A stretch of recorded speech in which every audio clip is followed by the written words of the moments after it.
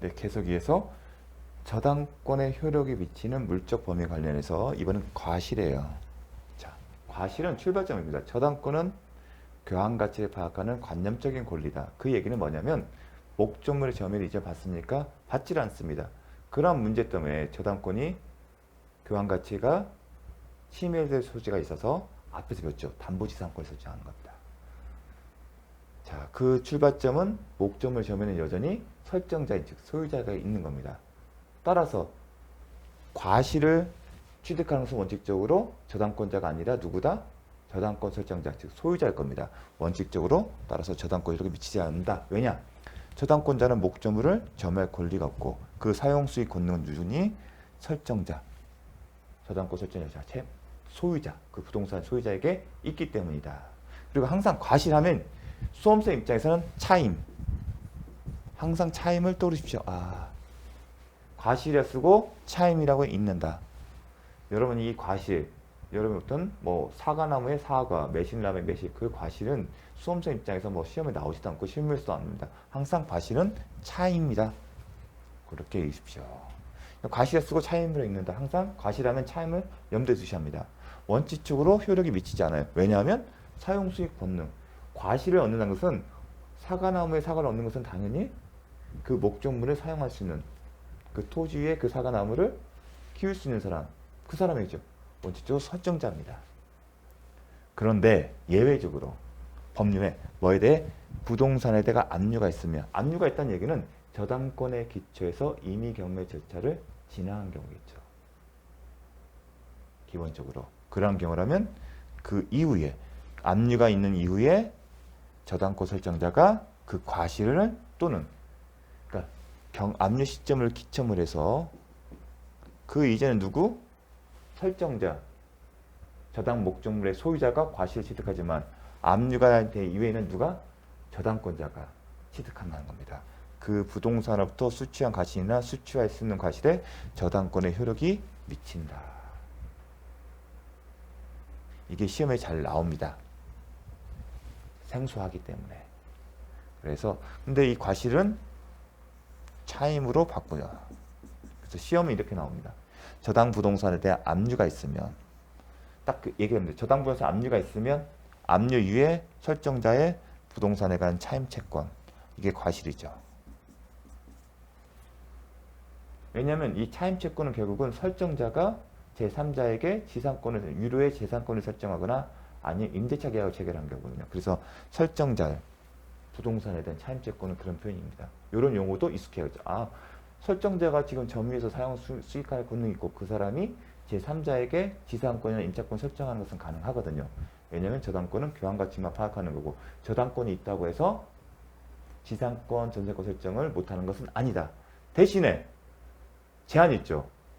저당권 설정 이후에 설정된 지상권, 전세권, 등기된 임차권, 관계 낙찰이 되면 저당권 설정 이후에 용익물권 권능은 소멸한다. 그러한 리스크는 안게 되는 거죠. 이미 한번 언급한 적이 여러 번 언급했습니다. 그런 이제 한계는 있겠죠. 과실도 저당권에 효력이 미친다. 이렇게 표현을 바꿉니다. 그냥 과실이라는 표현이 아니라 차임채권에 이런 표현을 씁니다. 그래서 과실에 쓰면 항상 차임을 떠올리셔야 합니다. 이제는 저당 부동산에 대한 압류 이전에 저당 부동산부터 발생한 설정된 차임채권 이건 과실이죠. 항상 차임채권 쓰면 과실했고 과실 쓰면 차임채권 이렇게 읽으셔야 합니다. 저당권 효력 미친다? 아니다. 이전에는 누구 것이다? 설정자가 취득한다. 자, 요거 정말 잘 나옵니다. 중요한 거 했습니다. 다음 이제 물상대의. 물상대의도 중요합니다. 물상대의도 정말 중요합니다. 먼저 물상대의는 담보물권의 통일성이다.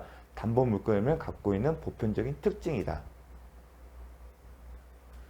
다만 어디서 유치권에서는 인정되지 않는다. 왜 인정되냐면 유치권에는 법률상 우선 변제 효력이 없기 때문에. 자, 물상대의 의의는 암기를 하십시오. 자, 저당 목적물에 저당권 설정의 대상인 객체인 부동산이겠죠. 멸실, 훼손, 공용징수로 인하여 그 저당권 설정자가 받을 금전 기타 물건에 대해서도 저당권을 행사할 수 있다. 그리고 이 경우에는 지급 또는 인도 전에 압류해야 한다. 이 의미가 중요합니다. 자, 저당권은 목적물 자체가 아닌 뭐하다? 목적물의 교환 가치를 취득하는 겁니다. 교환 가치를 보고 하는 거죠. 교환 가치는 구체적인 무슨 의미다? 나중에 경매 절차 진행해서 그 목적물을 매각해서 그 배당 대금에서 우선 변제를 받는다는 개념입니다. 목적물 자체가 멸실, 훼손, 공용지수도 그 가치를 대표하는 것이 좋다면 그 가치의 가름에서 목적물의 가름에서 존재하는 가치가 존재한다면 여전히 저당권의 효력이 미치는 것은 당연하다는 겁니다. 이게 기본적인 측면입니다. 멸시, 훼손, 공용지수는 결국은 저당 목적물의 소멸이에요. 목적물이 소멸하게 되면 당연히 저당권의 효력도 소멸하는 게 원칙이지만 이 저당 목적물의 가치의 가름에서 존재합니다. 이 목적물의 모든 것이 아니라 이 목적물의 가름에서 존재하는 가치를 대표하는 것이다면 대표하지 않는다면 물상대가 아니고 이 목적물의 소멸의 가름에서 취득하는 이익이 됐을 때 그런 표현을 어디서 배웠었죠? 대상 청구권이라는 개념을 했을 때 기억나십니까? 가름하는 이익을 취득했을 경우는 그 이익에 대해서 권리를 행사할 수 있다. 자, 그와 마찬가지로 대표하는 것이 맞다면 그 가치를 대표하는 것에 여전히 효력이 미친다는 거예요. 이게 출발점입니다. 이것은 이해를 위해서 설명을 한 거고 여러분은 일단은 이 문구 자체를 암기를 하셔야 합니다. 근데 문제는 뭐가 있냐면 문제가 있어요. 자, 어떤 문제가 있냐면 왜 지급 또는 인도제에 압류해야 한다는 얘기가 나옵니다. 가치를 대표하는 건 존재하는데 왜 지급 또는 인도제에 압류해야 한다는 요건이 필요할까를 아셔야 합니다. 이게 시험이 잘 나오겠죠. 이 경우에는 지급 또는 인도제에 압류를 하래요. 그러면 왜 이런 표현이 들어갔을까? 자, 그 바탕을 이해하게 되면 향후에 이제 이해는 쉽습니다. 갑 소유 재산을 보니까 부동산 X 건물, 부동산 Y 건물, 그 다음에 금전이 있어요. 금전. 그런데 이 사람이 Y 건물에 대해서 저당권을 설정했어요. 저당권자는 신한은행.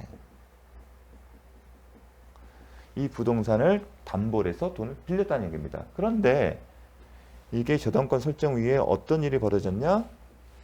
토지 수용이 이루어졌어요. 토지 수용이 됐어요. 그렇게 되면 사업 시행자는 소유자에게 수용 보상금을 지급함과 동시에 이 부동산의 소유권을 강제로 가져갈 수가 있습니다. 사업을 위해서. 그 결과 토지 수용이 되게 되면 더 이상 이 저당권은 이 부동산에 효력이 미치지 않아요. 대신에 뭐가 되냐면 토지 수용하면 항상 주체가 사업 시행자가 있어요. 그럼 사업 시행자가 있는데 뭘 주냐? 토지의 소유권을 강제로 취득한 대신 뭐 준다면 수용 보상금이라는 걸 줘요. 수용 보상금이라는 게 발생돼요. 일정한 이제 공익사업법된 일정한 절차를 거쳐야 합니다. 이게 뭐예요? 금전이죠. 그런데 저당권자 시선에서 봤을 때는 이 부동산의 교환 가치를 파악하고 있는데 부동산이 공용징수함으로써 대표 가치에 가름하는 이익을 수용 보상금에 취득한 거 아니겠습니까? 그렇다면 이 수용 보상금에 대해서도 여전히 저당권의 효력이 미치게 할 수가 있다는 게 앞서에 나오는 이해편에서 나오는 내용이에요. 부동산에 대표하는 가치가 있잖아요. 수용 보상금. 그러면 이 수용 보상금에 대해서 저당권 효력이 미친다는 거예요. 그러면 그 얘기는 뭐죠? 우선 변제 효력을 주장할 수 있다는 얘기입니다. 그런데 만약에 이 수용 보상금 금전이죠. 이 금전이 만약에 이 금전함에 쏙 들어가요.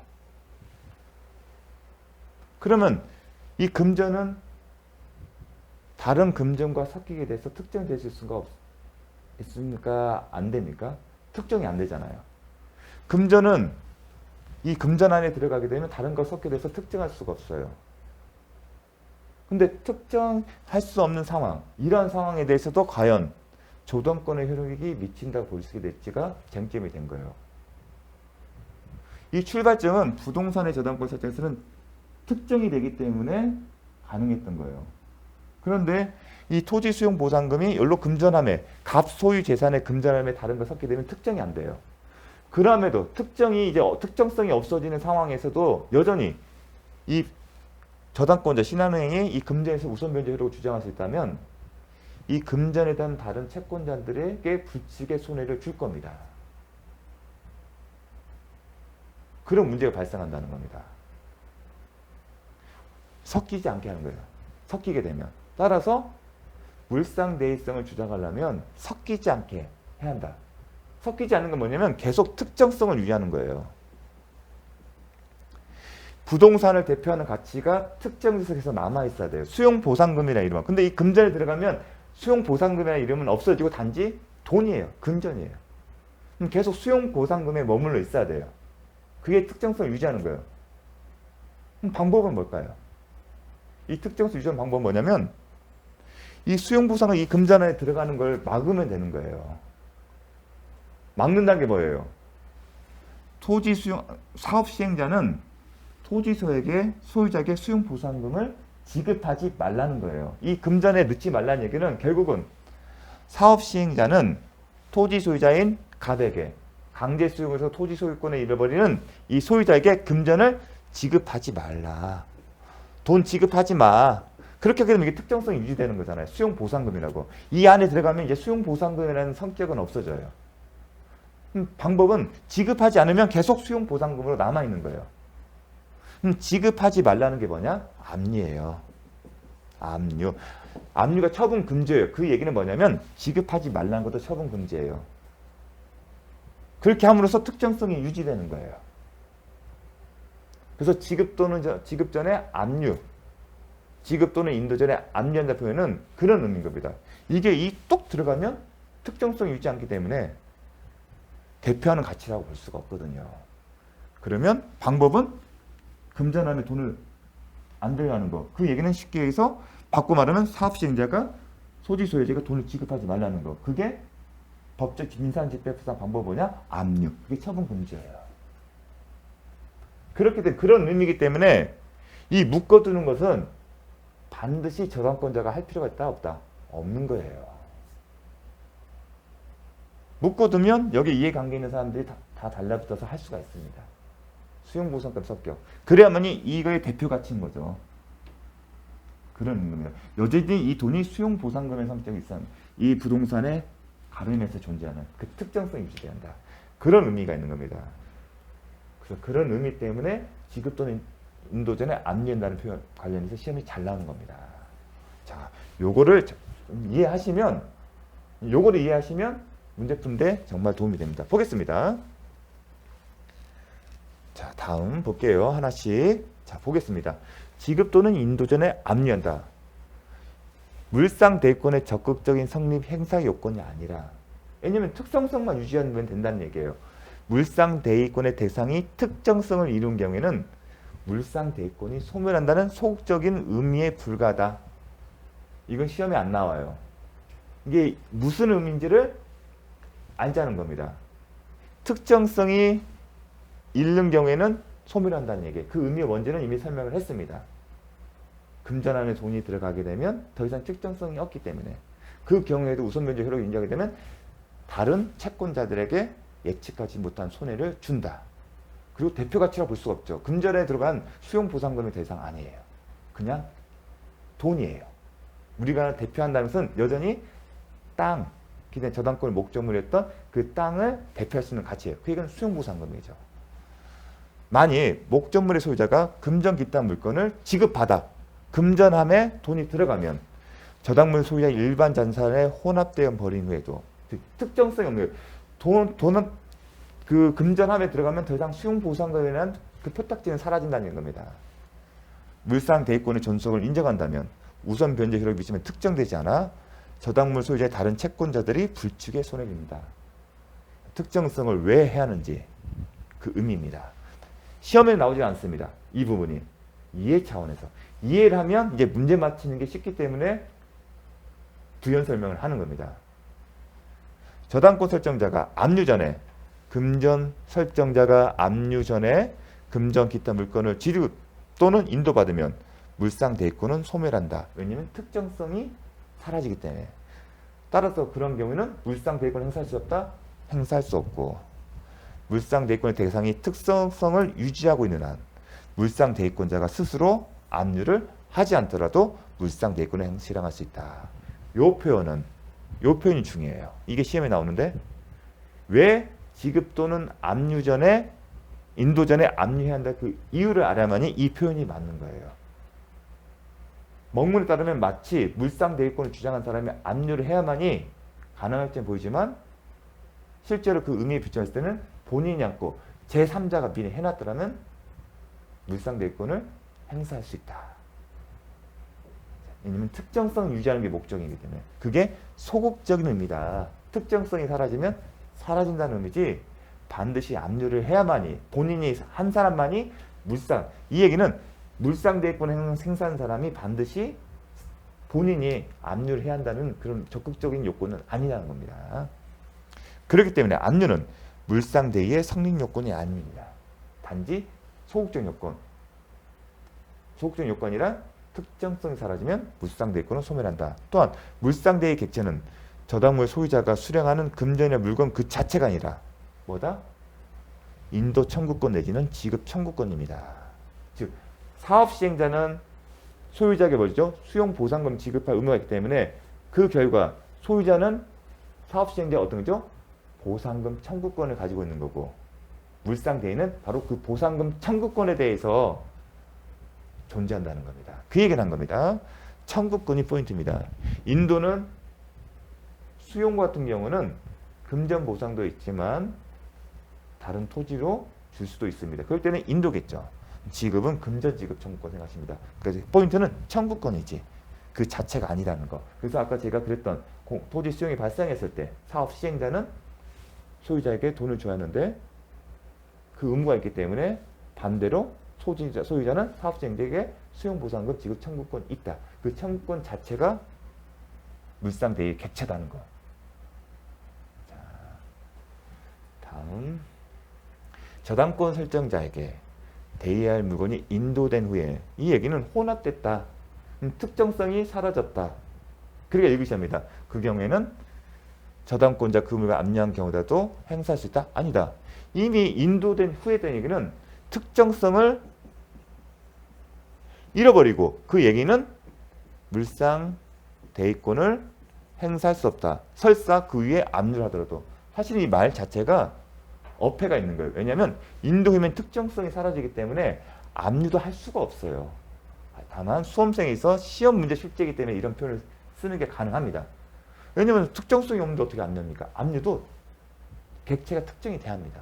특정이 되지 않으면 압류 자체가 불가능합니다. 네, 다만 시험이기 때문에 이런 표현이 다시 반복될 수가 있는 겁니다. 압류 전에 제3자가 이를 변제했고 변제한 경우 돈을 지급했다는 겁니다. 그럼 특정성이 유지된다 안 된다? 특정성이 사라지는 거고 그런 경우는 행사할 수 없다. 이렇게 읽으셔야 합니다. 풀칠 때. 그러니까 결국 누가 변제했냐 그게 중요한 게 아니라 변제가 되냐 안 되냐가 중요한 겁니다. 압류 전에. 압류는 반드시 물상 대위권을 행사하는 저당권자가 할 필요가 없고 왜냐하면 소극적 요건이기 때문에 다른 채권자가 압류해도 무방하다. 자, 계속 배웠던 내용에서 하나씩 출제 기출문제가 나오고 있습니다. 저당 목전의 변형물인 금전에 대해 이미 제3자가 압류한 거 특정성이 유지됐다. 이렇게 읽으셔야 합니다. 아, 특정성이 유지됐네? 그러면 물상 대위권 행사할 수 있다. 저당권자는 행사할 수 없다? 아니다. 이 얘기는 뭐죠? 본인이 스스로 안 했기 때문에 행사할 수 없다는 얘기인데 그렇지 않다. 특정성만 유지된다면 굳이 본인이 압류를 하지 않더라도 물상 대위권을 행사할 수 있다. 대위할 물건이 제3자에 의해 압류된 경우 특정성이 유지됐다. 그 경우에는 물상 대위 수 없다? 아니다. 유지된다. 이 얘기도 같은 얘기죠. 본인이 안 했기 때문에 물상대행권을 행사할 수 없다. 그렇지 않다. 내가 아니더라도 제3자에서 특정성이 유지되면 물상대행권을 행사할 수 있다. 왜냐하면 대표는 가치가 유지되기 때문에. 자, 그렇게 해서 봤습니다. 그러면 성립 요건 이제 분설하겠습니다. 이제 의의와 관련해서 취지와 관련해서 이제 설명을 드렸어요. 자, 법조문에는 멸실, 훼손, 공용징수예요. 이게 저당권 설묘사예요. 결국은 목적물이 멸실하면 저당권의 객체가 없어지는 거예요. 그럼 저당권의 소멸 사유인데 법조문에 나온 것은 예시다. 꼭 이러한 경우가 아니더라도 꼭 이러한 경우 멸실이나 훼손, 공용징수가 아닌 다른 사유로 저당권이 소멸된 경우에도 적용이 된다는 겁니다. 예시를 했다는 얘기는 하나 예를 든 거야. 그래서 여기에 멸실, 훼손, 공용징수가 아닌 경우에도 물상대행권을 행사할 수 있는 경우가 있다는 겁니다. 그 경우 대표적인 게 뭐다? 이 경우입니다. 잘 외워두십시오. 전세권 저당권에서 전세권의 용익물권적 성격이 소멸한 경우, 용익물권적 소멸을 하게 되면 전세권에는 두 가지 성격이 있다. 용익물권적 성격과 담보물권적 성격이 있다. 그런데 존속기간 등 만료등에서 용익물권적 권능이 소멸하면 무슨 권능만 났다? 담보물권적. 이 얘기는 담보물권적 권능만 있다. 죄송합니다. 이 얘기는 저당권을 그랬죠. 그런데 저당권의 설정의 대상이 뭐였었죠? 소유권, 지상권, 전세권인데 저당권에다가 저당권을 설정할 수가 없습니다.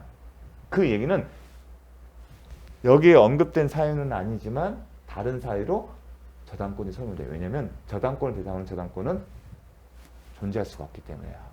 설정할 수가 없기 때문에.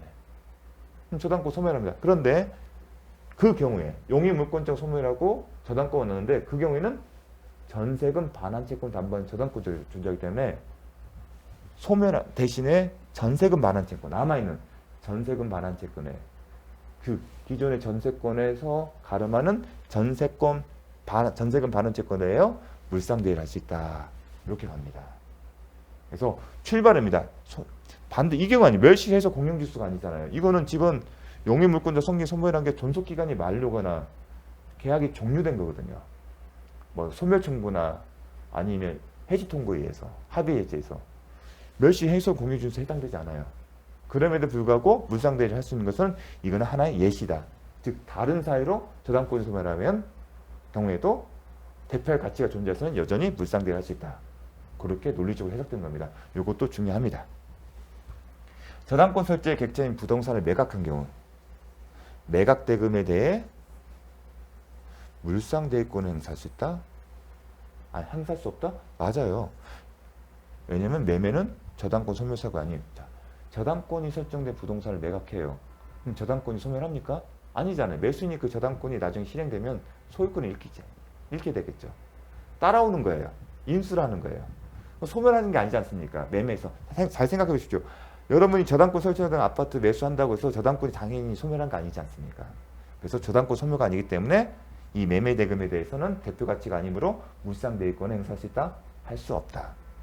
저당권의 목적 토지가 공익사업을 위한 토지 등의 취득 및 보상에 관한 법률, 이걸 공익사업법이랍니다. 수용이 관련된 법률 땐 공익사업법에 따라 협의취득. 협의취득은 강제 수용이다? 아니다. 협의취득은 매매다. 협의취득이 나오면 뭘로 읽는다? 매매다. 따라서 저당권자는 그 보상금 청구권을 행사할 수 없는 겁니다.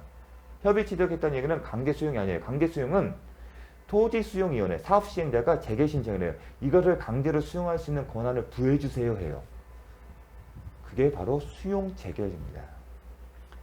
지토위나 아니면 중토위에서 토지수용에는 중앙이나 지방 토지수용위원회가 두 가지 났는데 관할은 이제 법에 따라 정해지고 그 토지수용위원회가 수용한다. 그런 재결 결정이 있으면 그게 강제로 수용할 수 있는 권한을 부여해 주는 겁니다. 근데 협의취득은 뭐다? 그런 절차에 따른 게 아니라 매매랑 똑같아요. 그런 수용 어떻게 하냐면 다시 한번 얘기할게요. 공익사업법에 따르면 사업시행자가 임야가 있는 데를 고속도로를 만들고 싶어요. 그러면 공고를 해요. 그리고 감정인을 선정해서 소유자나 아니면 사업 시행자 입장에서 대변할 수 있는 감정인데 평가를 해요. 그런데 이 사람들 모여서 가액을 정해요. 이런 가액이 나와요. 그럼 그 가액 가지고 협상을 하는 거예요. 협상해서 되면 매매계약서를 쓰는 겁니다. 그게 협의취득 절차예요. 협의취득 절차가 거쳤음에도 불구하고 매매에 성사되지 않으면 그때 가서야 강제로 수용할 수 있는 절차를 밟는 겁니다. 그게 협의취득 절차는 결국 매매 협상 절차라고 보시면 됩니다. 따라서 이 매매대금, 보상금 청구권, 협의취득했던 보상금 청구, 실질은 매매대금이에요. 그러니까 포인트는 여기에요. 협의취득, 매매구나. 따라서 그 보상금도 실질은 매매대금 때문에 행사할 수 없다. 사법상 매매계약과 같은 성질을 가진 것에 불과해요. 공익사업 구성의 공유제, 강제로 징수하는 것에 해당되지 않기 때문에 저당권 소멸사고가 아니다. 즉 저당권 설정된 부동산은 산 거나 마찬가지예요. 당연히 이 보상금에는 저당권에 담보되는 피담보 채권을 뺄 겁니다. 자, 요것도 잘 나옵니다. 협의취득. 그러려면 이게 협의취득가 몇 군데 나오는데 협의취득 개념을 계속 설명을 드렸습니다. 자, 앞으로 이제 언급될 일은 없을 겁니다. 저당권 설정자가 금전 기타 물건을 발행받을 청구권이지 사업 시행자가 소유자에게 토지 수용 보상을 지급할 의무가 있고 따라서 소유자는 청구권 있죠. 그 청구권에 대해서 물상대권을 행사하는 겁니다. 예컨대 청구권, 화재보험금, 멸실, 훼손, 공용징수. 공용징수니까 수용 보상금이고요. 멸실이면 화재에 대해서 멸실인 경우는 보험에 가입했으면 화재보험금 청구권일 거고요. 멸실과 훼손은 제3자 불법 행위를 했으면 손해배상 청구권이 있을 겁니다. 자, 물권의 두 번째. 자, 이제 잠시 쉬었다가 나머지 살펴보도록 하겠습니다.